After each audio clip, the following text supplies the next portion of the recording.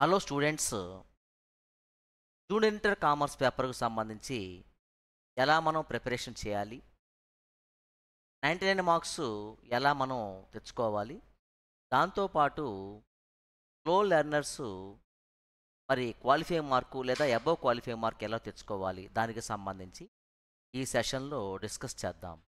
First of all మరి junior inter commerce paper ఎలా ఉంటుంది దీనికి సంబంధించి ఒకసారి మనం చూద్దాం.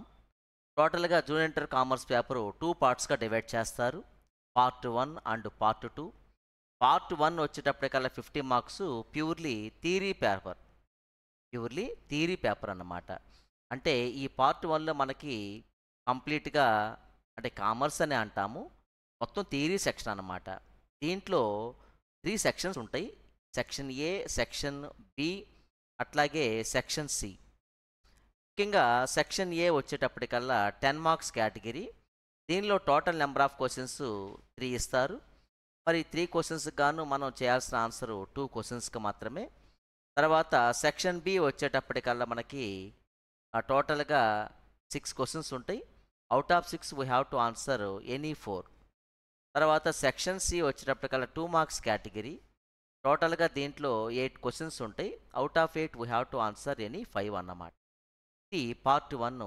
తర్వాత next part 2 purely problematic section, మొత్తం కూడా అకౌంటెన్సీ ప్రాబ్లమాటిక్ సెక్షన్ అన్నమాట. దీనిలో ఈ పార్ట్ 2లోకి వచ్చేటప్పటికల్లా మనకి ఓవరాల్గా 4 సెక్షన్స్ ఉంటాయి. సెక్షన్ డి, తర్వాత సెక్షన్ ఈ, తర్వాత సెక్షన్ ఎఫ్, చివరిగా సెక్షన్ జి ఉంటుంది. ఇలా మొత్తం మనకి 4 సెక్షన్స్ ఉంటాయి. ఈ 4 సెక్షన్స్లో కూడా మనకి ముఖ్యంగా సెక్షన్ డి 20 మార్క్స్ ప్రాబ్లం వచ్చేటువంటి సెక్షన్, ఫైనల్ అకౌంట్స్ ప్రాబ్లం వస్తుంది. తర్వాత సెక్షన్ ఈ అంటే 10 మార్క్స్ కేటగిరీ అన్నమాట. దీనిలో మనకి ఓవరాల్గా 2 క్వశ్చన్స్ ఉంటాయి, అంటే 2 ప్రాబ్లమ్స్ ఉంటాయి. ఒక ప్రాబ్లం వచ్చేసి 3 కాలమ్ క్యాష్ బుక్, అట్లాగే second one bank reconciliation statement. ఇక్కడ ఈ 2 క్వశ్చన్స్లో నుంచి we have to answer any 1 అన్నమాట. ఇక తర్వాత సెక్షన్ ఎఫ్ వచ్చేసి 5 మార్క్స్ కేటగిరీ. 5 మార్క్స్ కేటగిరీలో ఓవరాల్గా మనకి 4 క్వశ్చన్స్ ఉంటాయి. ఈ out of 4 we have to answer any 2 అన్నమాట. అంటే దీంట్లో ఒక క్వశ్చను మనకి అకౌంటెన్సీలో ఫస్ట్ చాప్టర్ అంటే book keeping and accounting, third chapter double entry book keeping system. ఈ 2 చాప్టర్స్ నుంచి ఒక థియరీ క్వశ్చన్ ఉంటుంది. తర్వాత లెడ్జర్ పర్సనల్ అకౌంట్ ప్రాబ్లం ఒకటి, అంటే లెడ్జర్ చాప్టర్ నుండి. తర్వాత సబ్సిడీ బుక్స్ నుంచి ఒక ప్రాబ్లం. తర్వాత మరొక ప్రాబ్లము లేదా theory question rectification of errors chapter నుండి. ఇలా ఈ 4 క్వశ్చన్స్లో మనం ఆన్సర్ చేయాల్సింది 2 క్వశ్చన్స్కి అన్నమాట. అది సెక్షన్ ఎఫ్కు సంబంధించి. ఇక తర్వాత సెక్షన్ జి అంటే లాస్ట్ సెక్షను పార్ట్ 2లో అకౌంటెన్సీ పార్ట్లో మనకి ఇక్కడ టోటల్గా 2 మార్క్స్ కేటగిరీ అనమాట. ఇది సెక్షన్ జి. దీనిలో ఓవరాల్గా 8 క్వశ్చన్స్ ఉంటాయి. But out of 8 we have to answer any 5 అన్నమాట. అంటే దీంట్లో ఒక క్వశ్చన్ అంటే జర్నల్ చాప్టర్ నుంచి జర్నల్ ఎంట్రీస్ ఉంటాయి.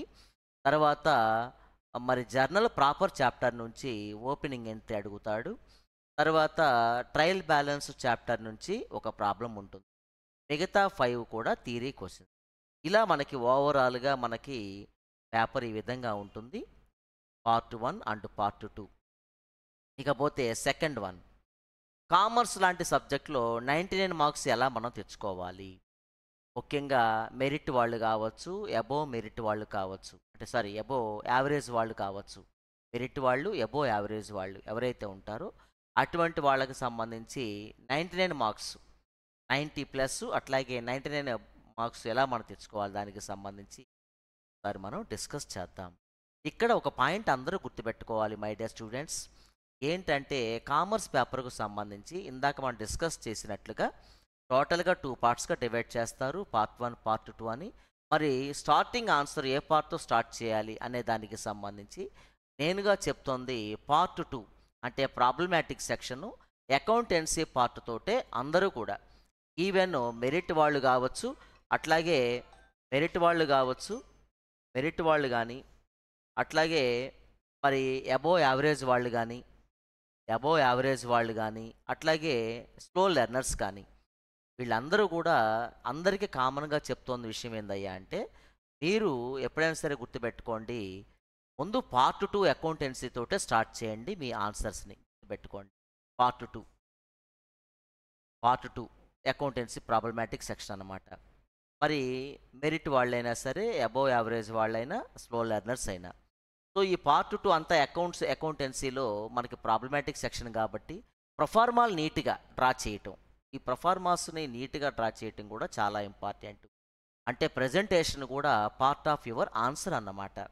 కాబట్టి ముఖ్యంగా మనకి పార్ట్ 2 అకౌంటెన్సీ సెక్షన్ సంబంధించి మరి first of all first section డీకి సంబంధించి ఫైనల్ అకౌంట్స్ కానీ, అట్లాగే సెక్షన్ ఈకి సంబంధించి త్రిపుల్ కాలం క్యాష్ బుక్ కానీ, లేదా బ్యాంక్ రికన్సిలియేషన్ స్టేట్మెంట్ కానీ, సెక్షన్ ఎఫ్కు సంబంధించి 5 మార్క్స్ కేటగిరీలో లెడ్జర్ పర్సనల్ అకౌంట్ కానీ, సబ్సిడీ బుక్స్ కానీ, వాటికి సంబంధించిన ప్రొఫార్మాలన్నీ కూడా చాలా జాగ్రత్తగా నీట్‌గా స్కేలు, పెన్సిల్ యూజ్ చేస్తూ లైన్స్ అన్నీ డ్రా చేయండి. ముఖ్యంగా question number 18 part 2 question number 18 అంటే సెక్షన్ డీలో ఉన్నటువంటిది ఫైనల్ అకౌంట్స్. ఫైనల్ అకౌంట్స్ చేసేవాళ్ళు ముఖ్యంగా ఆ పైన హెడ్డింగ్ నీట్‌గా చక్కగా మరి హెడ్డింగ్ పెట్టడం గానీ, అట్లాగే కాలమ్ హెడ్డింగ్స్ గానీ, పర్టిక్యులర్స్ అమౌంట్ రూపీస్, అట్లాగే పర్టిక్యులర్స్ అమౌంట్ రూపీసు, ఇట్లా మరి కాలమ్ హెడ్డింగ్స్ కానీ, అటుపక్క ఇటుపక్క డిఆర్, సిఆర్ ఇవన్నీ కూడా పార్ట్ ఆఫ్ యువర్ ఆన్సర్ అండి. కాబట్టి చక్కగా ముందు ప్రొఫార్మాలు డ్రా చేయటం గానీ, కాలమ్ హెడ్డింగ్స్ ఫిల్ చేయటం గానీ చేయాల్సిందే నీట్‌నెస్‌గా. అట్లాగే ముఖ్యంగా ఈ సెక్షన్ డీకి సంబంధించి మెరిట్ వాళ్ళైనా, అబోవ్ యావరేజ్ వాళ్ళైనా, స్లో లెర్నర్స్ అయినా గానీ అందరూ గూడా ముందు part 2 section D final accounts sum చేయండి. దాని తర్వాత సెక్షన్ ఈ అండి. సెక్షన్ ఈ దాంట్లో అంటే 10 మార్క్స్ కేటగిరీ అన్నమాట. దీంట్లో మనకు ఓవరాల్‌గా 2 క్వెషన్స్ ఉంటాయి నాన్న. ఒక ప్రాబ్లమ్ వచ్చేసి త్రిపుల్ కాలమ్ క్యాష్ బుక్ నుండి, మరొక ప్రాబ్లము బ్యాంక్ రికన్సిలియేషన్ స్టేట్మెంట్ నుండి. అయితే ఇక్కడ ముఖ్యంగా మెరిట్ వాళ్ళకి నేను చెప్పదలుచుకున్న విషయం ఏందయ్యా అంటే, మీరు 2 సమ్స్ చేయగలుగుతారు. అట్లని చెప్పేసి 2 సమ్స్ చేసి మొత్తం చాయిస్ ప్రకారంగా కాకుండా, మీకున్న కాన్ఫిడెన్స్ లెవెల్స్‌కి మరి ఎక్కువ ఆత్మవిశ్వాసంతోటి 2 ప్రాబ్లమ్స్ చేయటంగా కాకుండా, చాయిస్ ప్రకారంగానే చేయండి. కాబట్టి త్రిపుల్ కాలం క్యాష్ బుక్ అయినా, బ్యాంక్ రికన్సిలియేషన్ స్టేట్మెంట్ అయినా కానీ ఏదైనా ఒక ప్రాబ్లమే చేయండి మెరిట్ వాళ్ళు కూడా. ఓకే. అట్లాగే స్లో లెర్నర్స్‌కు సంబంధించి మేము ఆల్రెడీ ఇన్‌స్ట్రక్షన్ చేశాము. వాళ్ళ చేత ప్రాక్టీస్ చేయించాము. మెజారిటీ స్టూడెంట్స్ ఆళ్ళంతా కూడా త్రిపుల్ కాలం క్యాష్ బుక్ మీదే బాగా ఇంట్రెస్ట్, అదే బాగా చేస్తున్నారు. కాబట్టి మీరుగా చేయగలిగేటువంటి కమాండబుల్ ప్రాబ్లమ్ ఏదైతే ఉందో అదే చేయమని నేను చెప్తున్నా అందరికీ గూడా. సో, అది సెక్షన్ ఈకి సంబంధించి 10 మార్క్స్ కేటగిరీ. ఇకపోతే సెక్షను ఎఫ్ అండి. సెక్షన్ ఎఫ్ అంటే 5 మార్క్స్ కేటగిరీలో ఇక్కడ కూడా మెరిట్ వాళ్ళకి, అబోవ్ యావరేజ్ వాళ్ళకి నేను చెప్తున్న సిన్సియర్ రిక్వెస్ట్ ఏందయ్యా అంటే, చాయిస్ ప్రకారంగానే మీరు ఆన్సర్ చేయండి. అంటే ledger, personal account problem, subsidy books problem 2 చేసేసేయండి. అంతేగాని మిగతా థియరీ క్వెషన్స్ కూడా నాకొచ్చని చెప్పేసి చాయిస్‌కి మించి ఎక్కువ ఆన్సర్స్ రాసి మీ వాల్యుబుల్ టైమ్‌ని వేస్ట్ చేసుకోవద్దని నా యొక్క రిక్వెస్ట్ అన్నమాట. ఇది మెరిట్ వాళ్ళు, అబోవ్ యావరేజ్ వాళ్ళు. అట్లాగే డల్లర్స్ విషయంకి వచ్చేటప్పటికల్లా వాళ్ళు ఖచ్చితంగా question number 23 subsidy books problem ఖచ్చితంగా చేస్తారు. అట్లాగే question number 22 ledger personal account confident ఉంటే చేయగలిగితే చేయండి. లేదా మీకు ఈ first chapter bookkeeping and accounting, అట్లాగే third chapter double entry bookkeeping system chapter నుండి థియరీ క్వెషన్స్ ఇచ్చాం. వాటిలో నుండి ఆ 2 చాప్టర్స్ నుంచి ఒక థియరీ క్వెషన్ ఖచ్చితంగా ఉంటుంది. ఆ క్వెషన్స్ ఏంటో ఇప్పటిదాకా మీ చేత చదివించాము, ప్రాక్టీస్ కూడా చేయించాం. కాబట్టి మీరు ప్రాబ్లమ్స్ 2 చేయటానికి ట్రై చేయండి. లేదు సబ్సిడీ బుక్స్ ఒకటే చేస్తారు, లెడ్జర్ పెద్దగా రాలేదనుకోండి, ఆ థియరీ క్వెషన్ అన్నా రాయండి. ముఖ్యంగా స్లో లెర్నర్సు, డల్లర్సు. ఓకే. ఇది సెక్షన్ ఎఫ్‌కు సంబంధించి. ఇక అట్లాగే సెక్షన్ జీకి సంబంధించి మనకి 8 క్వెషన్స్ ఉంటాయి. వాటిలో నుంచి 5 క్వెషన్స్‌కి మనం ఆన్సర్ చేయాలి. దాంట్లో ఒక ప్రాబ్లమ్ వచ్చేసి జర్నల్ చాప్టర్ నుంచి జర్నల్ ఎంట్రీస్ రాయమని అడుగుతాడు. ఒక ప్రాబ్లమ్ వచ్చేటప్పటికల్లా జర్నల్ ప్రాపర్ చాప్టర్ నుండి ఓపెనింగ్ ఎంట్రీ రాయమంటాడు. తర్వాత ట్రయల్ బ్యాలెన్స్ చాప్టర్ నుండి ఒక స్మాల్ సమ్ ఉంటుంది. ఇలా ఈ 3 ప్రాబ్లమ్స్ ఉంటాయి. మిగతావి అంటే టోటల్‌గా ఇక్కడ మనకి 8 క్వెషన్స్‌లో చాయిస్ ప్రకారంగా 5 క్వెషన్స్‌కి ఆన్సర్ చేయాలి కాబట్టి, ఆ 5 క్వెషన్స్ రాయటానికే చేయండి. ట్రై చేయండి. ఈవెన్ మెరిట్ వాళ్ళు కూడా. అంతేగాని మాకొచ్చని చెప్పేసి మిగతా అన్ని క్వెషన్స్ అన్నీ రాసుకుంటా మీ వాల్యుబుల్ టైమ్ వేస్ట్ చేసుకోవద్దని నా యొక్క రిక్వెస్ట్. కాబట్టి సెక్షన్ జీకి సంబంధించి కూడా ముందు చాయిస్ ప్రకారంగానే ఆన్సర్ చేయమంటున్నాను మెరిట్ వాళ్ళని, అట్లాగే అబోవ్ యావరేజ్ వాళ్ళని. అట్లాగే ఇక డల్లర్స్‌కు సంబంధించి కొన్ని హింట్స్ కూడా మేము చెప్పాం. ముఖ్యంగా ట్రయల్ బ్యాలెన్స్ ప్రాబ్లమ్ చేసేటప్పుడు ఈ ట్రయల్ బ్యాలెన్స్‌కు సంబంధించి ఏది డెబిట్ చేయాలి, డెబిట్ వైపు రాయాలి, ఏది క్రెడిట్ వైపు రాయాలి సంబంధించి నువ్వు కన్‌ఫ్యూజ్ అవ్వకుండా చక్కగా కొన్ని హింట్స్ కూడా మేము ఆల్రెడీ ఇన్‌స్ట్రక్ట్ చేశాం. ఆ ఇన్‌స్ట్రక్షన్స్ అన్నిటిని కూడా ఫాలో అవుతూ అట్లాగే 2 మార్క్స్ థియరీ క్వెషన్స్ కూడా లిమిటెడ్‌గా కొన్ని క్వెషన్స్ ఇచ్చాం. అట్లా వచ్చిన క్వెషన్స్‌లో మీరు ఏదైతే రాయగలుగుతారో వాటికి మీరు ఆన్సర్ చేయండి.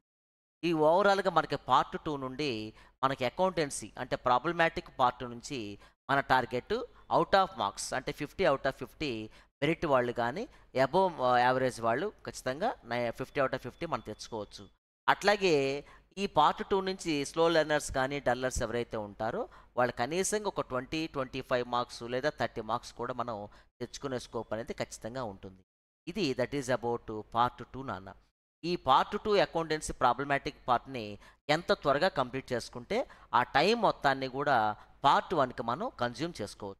ఇక పార్ట్ 2 అయిపోయిన తర్వాత ఇక చివరిగా మనం పార్ట్ 1లోకి వెళ్ళిపోతాం. పార్ట్ 1 అంటే కంప్లీట్‌లీ 50 మార్క్స్ థియరిటికల్ పార్ట్ అన్నమాట. కామర్స్ అంటాము దాన్నే. మరి ఇక్కడ ఓవరాల్‌గా 3 సెక్షన్స్ అని ఆల్రెడీ మనం చెప్పుకున్నాము. Section A, section B, section C. ముఖ్యంగా సెక్షన్ ఏ గాని, సెక్షన్ బి గాని ఏవైతే ఉంటాయో అవి 10 మార్క్స్ కేటగిరీ అట్లాగే 5 మార్క్స్. అంటే సెక్షన్ ఏ వచ్చేసి 10 మార్క్స్, సెక్షన్ బి వచ్చేసి 5 మార్క్స్, సెక్షన్ సి వచ్చేసి 2 మార్క్స్. ఇక్కడ నేను మెరిట్ వాళ్ళు, అబోవ్ యావరేజ్ వాళ్ళకి నేను చెప్తున్నటువంటి ఒక రిక్వెస్ట్ ఏందంటే, ముఖ్యంగా సెక్షన్ ఏ గాని, సెక్షన్ బి గాని అంటే 10 మార్క్స్ కేటగిరీ గాని, 5 మార్క్స్ కేటగిరీకి సంబంధించి గాని ఏ క్వెషన్స్ అయితే మీరు రాస్తున్నారో అంటే వాటి ఏ క్వెషన్స్‌కి అయితే మీరు ఆన్సర్స్ రాస్తున్నారో ఆ ఆన్సర్స్‌లో first of all you have to write meaning అండి. మీనింగ్ రాయటం మాత్రం ఖచ్చితంగా రాయాలి. మర్చిపోవద్దండి. తర్వాత డెఫినిషన్ కూడా అండి. కొన్ని క్వెషన్స్‌కి వచ్చినటువంటి ఆన్సర్స్‌లో మోర్ దాన్ 1 డెఫినిషన్స్ ఉంటాయండి. ఒకటి కంటే ఎక్కువ డెఫినిషన్స్ ఉన్నప్పుడు ఏ డెఫినిషన్ అయితే మీరు పర్ఫెక్ట్‌గా మరి రాయగలుగుతారో ఆ ఒక్క డెఫినిషనే రాయండి. అంతేగాని నాకొచ్చని చెప్పేసి ఉన్న డెఫినిషన్స్ అన్ని రాసుకుంటా మీ వాల్యుబుల్ టైము వేస్ట్ చేసుకోవద్దని నా యొక్క రిక్వెస్ట్. అట్లాగే మరొక ముఖ్యమైన point for example merits, demerits ఇచ్చాడు. మెరిట్స్‌లో ఒక 13 మెరిట్స్ ఉన్నాయి. డీమెరిట్స్‌లో ఒక 11 ఉన్నాయి. మరి నాకు 5 మెరిట్స్, 5 డీమెరిట్స్ రాస్తే సరిపోతుందని చెప్పేసి ముఖ్యంగా మెరిట్ వాళ్ళు, అబోవ్ యావరేజ్ వాళ్ళ విషయంలో నేను చెప్తున్న విషయం ఏందయ్యా అంటే, మీరు మాక్సిమం ఆన్సర్ రాసే ప్రయత్నం మీరు చేయండి.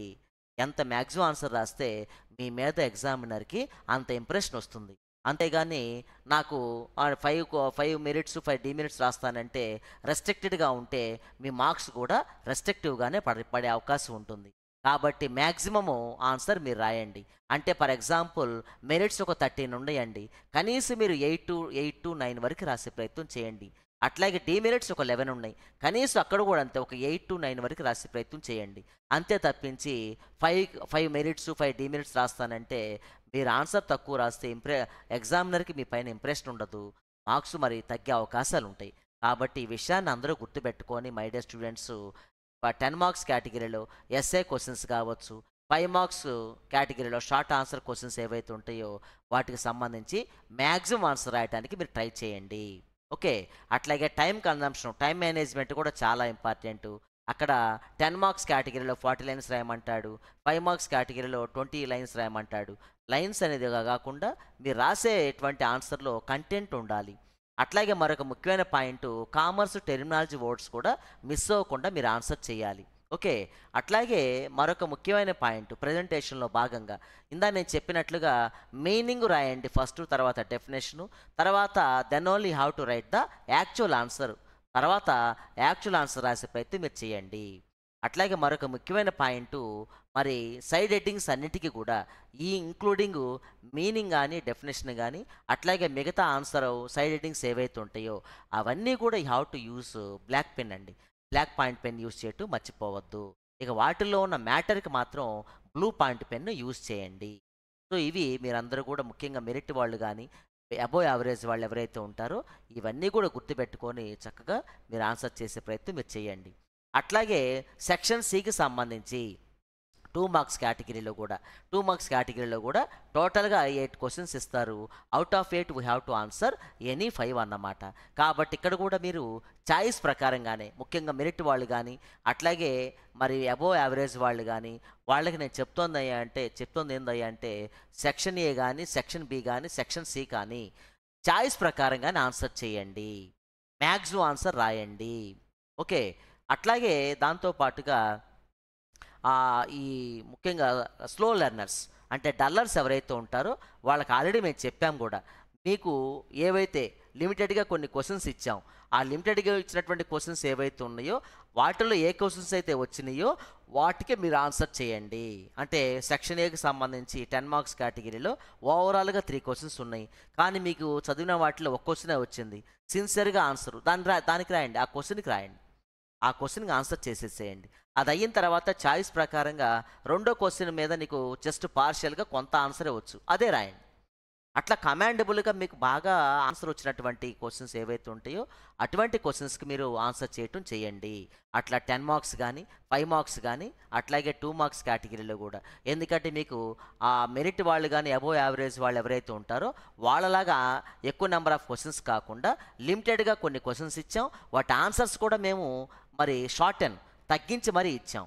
కాబట్టి వాటిని అన్నిటి కూడా జాగ్రత్తగా ప్రిపరేషన్ చేసుకొని ఈవెన్ స్లో లెర్నర్స్ లేక డల్లర్స్ ఎవరైతే ఉంటారో వాళ్ళు కూడా చక్కగా ఈ పార్ట్ 1 ఆన్సర్ చేస్తారని అనుకుంటున్నాను.